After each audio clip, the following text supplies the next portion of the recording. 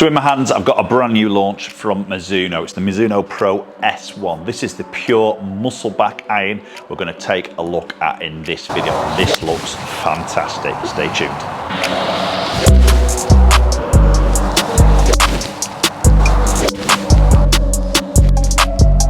Oh, that feels phenomenal. So this is the ultimate player's iron. Very much come from tour. Tour players have had a huge influence on the look of this iron. Little bit of tech in there because it's a pure muscle back at the end of the day, and this is going to replace the 241 model. So this is Mizuno's purest muscle back blade iron that they have on their lineup. And as you're going to expect, the huge talking point around this is the feel. The Mizuno grain flow forge, the copper underlay. We are going to talk a lot about the feel of this iron as well. So let's have a look. First instincts, as always, I always like to see how it sits. When I ever get a club out of its wrapper, I first do is put it down. We look at how it sort of sits, the shape of the head. Now, this is super compact. It's very squat from blade length, heel to toe, hardly any offset, and we've got a very sort of finished top line there. So it is pretty compact. We put it behind a golf ball and it makes the golf ball look bigger because the head is quite small. It sort of reminds me a little bit of the original Blueprint blade that Ping brought out. That was incredibly small. This is in this very squat sort of area. So if you need some confidence behind the ball, then this might not be the iron for you because it does look considerably compact, but if you do like that, then you will like the look of this. And apart from the obvious channel that runs through the back, which we're going to talk a little bit about later in this video, the other big change is noticeably the look of the iron, the finish of the iron. We've got this now, this nickel soft satin white finish is what they are calling it, and it looks absolutely stunning. So you're not going to get any glaring off the club face here, whatever the weather conditions, the sunny climates, etc. You're not going to get that polished and that sort of glare from the sun. I think it's a great finish. It's beautiful. The whole head is in that same sort of finish, very much sort of frames the golf ball there without anything that really sort of dazzles you or takes your eye away from that leading edge, really, how it sits, and also the golf ball.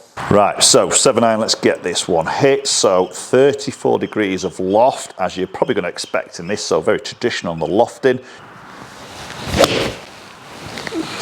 Oh, that feels phenomenal, as you're going to expect. That feels fantastic. Beautiful flight there. It's not a powerful flight. You can see the spin number there. The ball speed isn't going to be like super quick here with that particular loft. Obviously we haven't got any real sort of technology in the head in terms of getting more ball speed. But what the big talking point is with this iron is more of a vertical stability, which is where this sort of channel comes in across the back. So subtly as you work through the different lofts, obviously I've got a 5-iron and a 9-iron here, we'll notice some differences of that channel where it's positioned vertically up and down the club face, but also then how they save the weight and reposition it for more that up and down vertical sort of forgiveness in the club, so to speak. Use that term very lightly in a muscle back iron.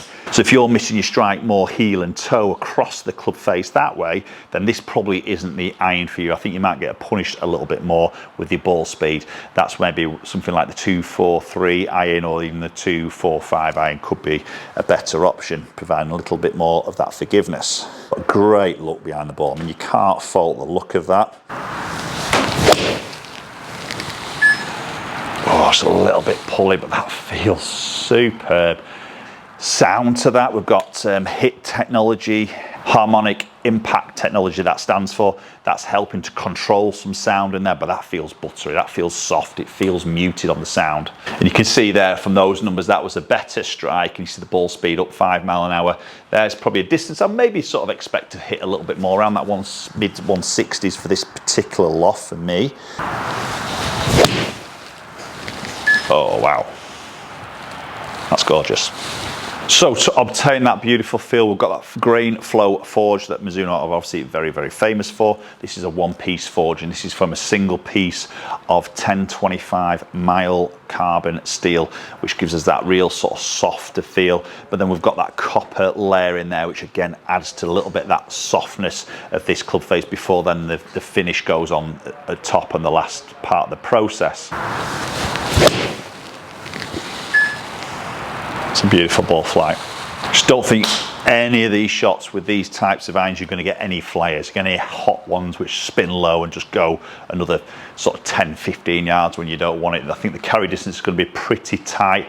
I'd expect to see that spin number pretty tight as well, subject to little subtleties of strike obviously on the club face. So the change they made is in the sole of the golf club. So tour tested, they very much work on how that club feels like it enters that turf and also exits that turf through the actual strike itself. So we've got now a sharper leading edge with a more of a bounce in the back part of that sole. So really helps you to get into the turf, but also that bounce allows the club to get back out very smoothly, very efficiently, helping to keep a little bit of speed up through that turf.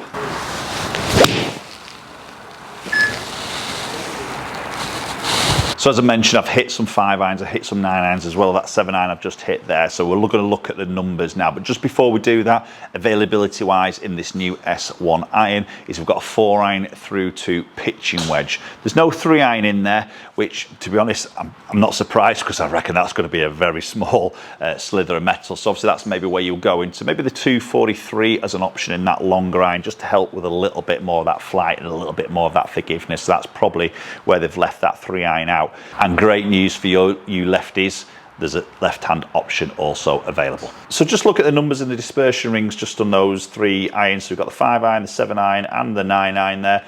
Maybe see that 9 iron just gapping back a little bit for me there. I hit it okay. There's a couple of little bottom grooves in there, which is where that spin's just crept up a little bit on the higher side, which will obviously just going to bring me back. Probably like to see that up nearer that high 30s, maybe touching 140 on that sort of carry.